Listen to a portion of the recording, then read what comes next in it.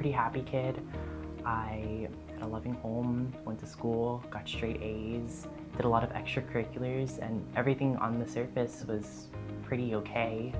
My mom and dad were both there. They were open about communication.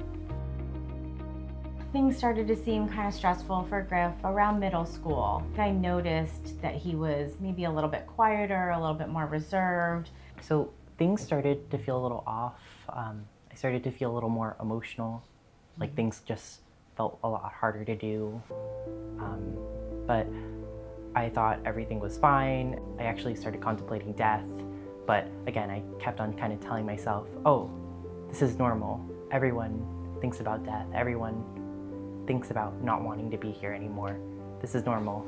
I wrote something in a creative writing class about suicide, and they brought it up with the guidance counselor, and they kind of were like, hey, this isn't normal. You either go seek a psychiatric evaluation or you can't return back to school. So we got the call from school that something was wrong. We went in to pick him up, and then we were given some resources and kind of just sent on our way.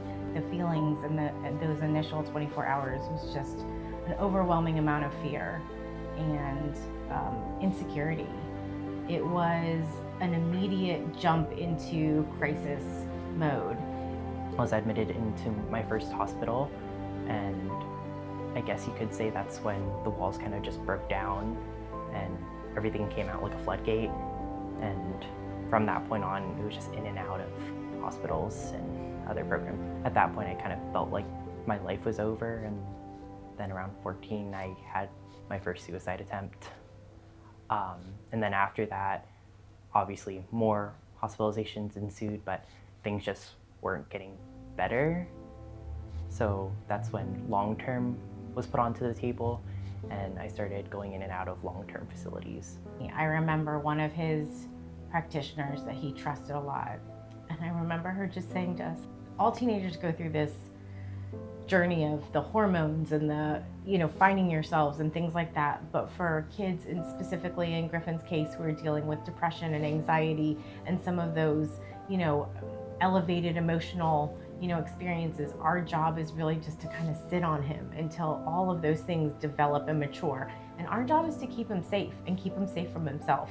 While he's thinking about suicide and different alternatives to what we want them to do. The biggest issue was I wasn't able to get an education in and out of the system.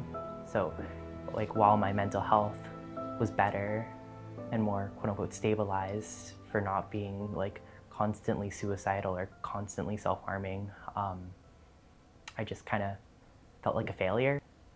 That's kind of when Second Story came in, is because I had those moments where I was like, oh, I just don't feel safe with myself and I just need a breather. I want you to be somewhere safe, and if you're somewhere safe, then my heart is resting a little easier, because I know that someone is watching over you, they're giving you support, they're giving you resources. It, in my mind, gave him a safe place to go. My name is Kathy Ben. I'm in charge of all of our residential programs, which includes our Young Mothers program, and then our Homeless Youth program, and Teens in Crisis program. So it's a short-term program. We're 24/7, so we have staff here all the time. Second Story for Teens in Crisis is a vital part of this community. We are the only program of this kind that offers free shelter for young teenagers who are at risk if they're on the streets. But most of our young people do not come from supportive families. We get a lot of teens who are running away, either addicted or playing with substances, having some gang involvement, or having friends who are in gangs. We have some who've been trafficked. They don't always recognize the signs. We also get calls from Child Protective Services about young people who need to be removed or else need some intervention. We also get many teenagers who have been abused, have had abuse in their history, operate with a trauma-informed approach and a trauma-informed lens. When I came to Second Story, it was just, I felt that my academic path was over, that I have already failed the system, that school was just not in my future, that it was impossible for me to pursue a higher education. I talked about my concerns with someone at Second Story, and they actually posed the idea that you could get your GED, and I didn't know that was a thing you could do, that there were other paths other than getting your high school diploma to succeed in life.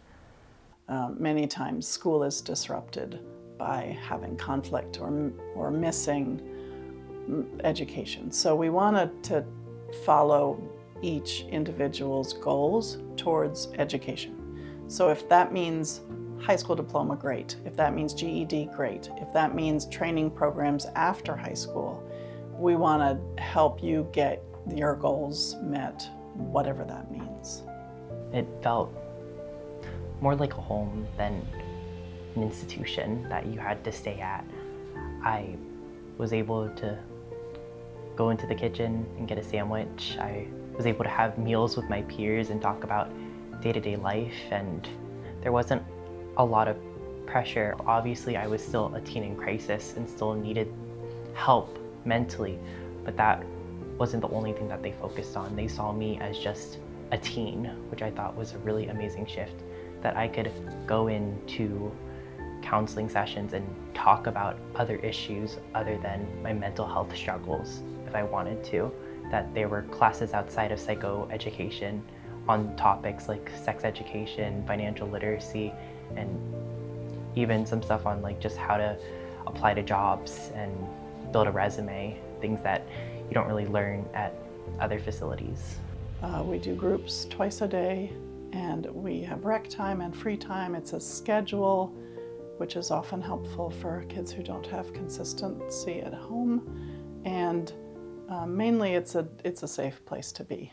I'm happy to say that it was one of the last places I was at, one of the last facilities, and I honestly felt like Second Story was one of the places I had some of the most revolutionary kind of realizations for my journey as both an academic as well as just as myself. So I am profoundly proud of where Griff is in his journey now from where we started. He has incredibly lofty goals for himself, and it's a delight to watch him thrive and succeed and aspire to want to do all these wonderful things. And I'm so proud that he has captured a passion for helping other people. I am happy to say I got my GED. After my GED, I went on to pursue my associates at a community college where I graduated with the highest of honors, and I'm really proud of that. I actually just recently transferred to a four-year university where I'm actually now a researcher in social justice and mental health policy because of the profound effect that Second Story had on me. And I'm hoping to pursue my PhD in clinical psychology so I can continue to do research on making things just more accessible to people like Second Story does.